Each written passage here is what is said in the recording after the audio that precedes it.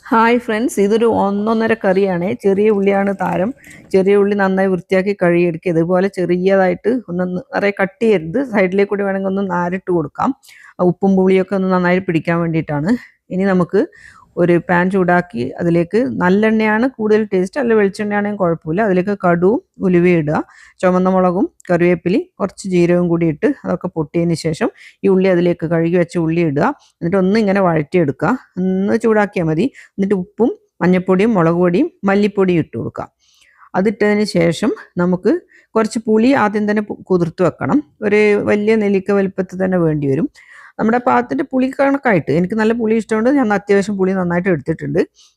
അപ്പോൾ പുളിയുടെ വെള്ളം പിഴിഞ്ഞ് ഒഴിച്ചിട്ടുണ്ട്. ഞാൻ പെട്ടെന്നാക്കണം, ലാസ്റ്റ് മിനിറ്റിലായിരുന്നു ഈ കറി ഉണ്ടാക്കുന്നത്. അതുകൊണ്ട് കുക്കറിലാണ് വെച്ചിട്ടുള്ളത്. തട്ടിലാണെങ്കിൽ അങ്ങനെ മതി. കുക്കറിലിട്ട് ഒരു 2 വിസിലടുപ്പിച്ചു. അതിൻ്റെ അവസാനം കുറച്ച് കായപ്പൊടിയും ഒരു നുള്ള് ഉലുവപ്പൊടി ഇട്ടാൽ നമ്മുടെ ടേസ്റ്റി കറി റെഡിയായി. ഇത് കുറച്ച് സ്റ്റോർ ചെയ്ത് വെക്കാനും പറ്റും. എന്തൊരു മണാന്നോ! നല്ലൊരു ടെംപ്റ്റിങ് സ്മെല്ലാണ്. അതുപോലെ നല്ല ടേസ്റ്റുമാണ്. ഇത് ട്രൈ ചെയ്യണേ.